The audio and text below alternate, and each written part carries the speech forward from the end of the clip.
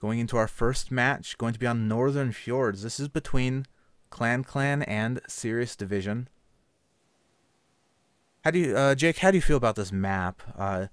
Do you personally do you prefer to pursue more long range strategies or try to use the altitude to close the distance on somebody who's maybe playing a little more defensively? I find it hard to play this map long range since there's lots of clouds and also terrain to hide.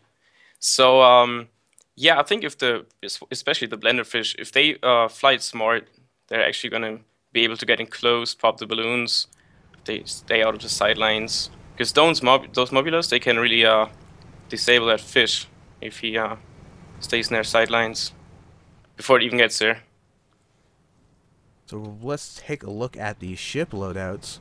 First off, for Clan, we have the Deadly Drop Whatnot, piloted by Steamy Noodle. It is a Mercury Center Mobula, paired with 2 Artemis, Gatling, and Flare Gun. Their ally, the Charles Mingus, piloted by Nishi's Mustache, is a Hades Center Mobula. 2 Artemis on the outer wings, Gatling Light Flak on the lower wings. Jake, do you want to hit me with the blue loadouts? Sure. So we have the goldfish from the ashes, captained by Captain O, which is a blenderfish with the carronade, and what does it have on the side? It's also a carronade and a Gatling. Is it a carronade and a Gatling? Yeah. And then we have the Junker with Oi Fox, which has the triple Artemis, and on the close range side, which is the right side, the Gatling and the mortar. Now currently exactly what we were talking about before in the lobby has occurred here from the ashes, charging directly into the Mobula's encampment, and they're getting ground down by the Charles Mingus. Peanut Butter Bar doing their best to try to support here with the triple Artemis, but they're just, the Mobula is pretty resistant to the AoE disable, and they're not able to take down enough guns. From the ashes, I think From the Ashes is about to go down here. Yeah, that Mobula cannot disable quick enough to save their ally. Yep, and there it goes. And this is exactly the problem, is that, you know, the Goldfish is a very fast, close quarters ship. It wants to close the distance as quickly as possible. But the Junker definitely is not. Junker is one of the slowest ships in the game, so their only option is to kind of sit back and try to lend as much long-range support fire as they can, but not able to provide enough disable power to protect their ally in that situation. That was a good play though, ignoring the Junker completely and just focusing on the Goldfish, because it was obvious that the Goldfish cannot 2v1. And that's also one of the issues with running the triple Artemis Junker rather than pairing it with a piercing weapon like the Hades. And I think, yeah, they're gonna get dual focused here, no problem. They're kind of caught out here at the flight ceiling. And From the Ashes wants to run in. He wants to save his ally. I don't think this is well advised. Not gonna happen. No. And I think they might just pay for it with their life. Yep, and here goes the 2v1 again. This could end up in a kill feed. And we got hull break. And they've kind of, the way they've risen up, they've kind of backed themselves into a wall as well, so they don't really, it's going to take them a little longer to escape than they really want. But I think they might be able to if they navigate this quickly. But they're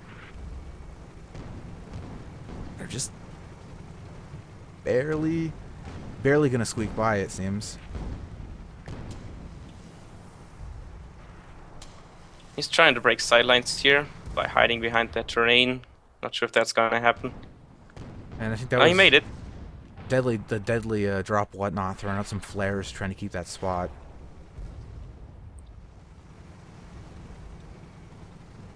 And now he did manage to escape that situation with his life, but he has done so in a heavily damaged state. So going into the next fight, it's going to be tough, because the Goldfish really wants to be the ship that's kind of tanking the brunt of the fire, since they're being the faster ship, they have to take the forward position. But considering now that they're so heavily damaged, they're not going to be able to survive in that forward position for very long. So this is a really difficult spot that Sirius Division has put themselves in.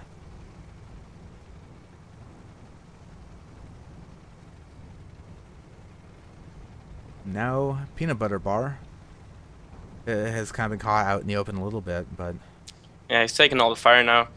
I like how the mobulas are not falling for it though. They're not chasing the junker and the blender fish, so so that the blender fish gets in range. They're staying at range. yeah, they really have no reason to close the distance. I mean, there was a time where Goyo was an extremely defensive game when it was played at this level, because we have a lot of very powerful long-range disabling weapons that can prevent a target from ever really closing the distance on you, or at least make it very difficult. So if you can set up a good defensive position on your side of the map, and especially if you have the kill lead, there's really no reason for you to ever have to try to pursue your target. You can always force them to come to you.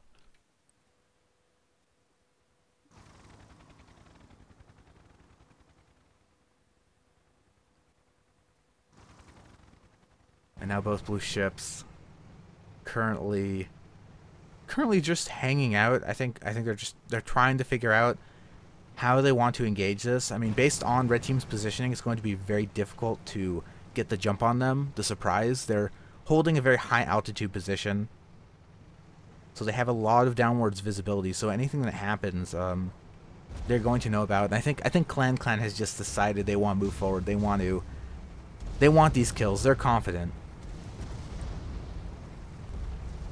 Here we go again from the edges, caught in between two mobulas again. And it's gone down. Yeah, I think they knew that the goldfish had been pretty heavily damaged from his previous escape. So very quickly focusing them down, and now leaving the Peanut Butter Bear. This is another issue with the fast ship, slow ship team compositions. Once the fast ship goes down, the slow ship is a slow ship, so they're not going to be able to get away. And he's trying to rise over this mountain, but it's not going to work. And I think this is going to be a pretty easy 4th point for Clan. And once again, from the ashes, choosing to take the close spawn, immediately run right back into the fight. This aggressive spawning is really not working for Serious Division. No, it's not. This might be the 5th point. We got Holbright, but he manages to escape. For now. Yeah, he once again taking a lot of unnecessary damage, but you know, being a goldfish, he's able to escape, and Clan is on match point, so thankfully he gets away. But they've been not able to cobble anything together with this composition, this goldfish junker composition that they're running. I mean, what do you think they should be doing differently here? They probably lost this one in the lobby with the ships they chose. Yeah, as you said before, just a combination of the slow support ship and the very close range aggressive goldfish might not be the best choice.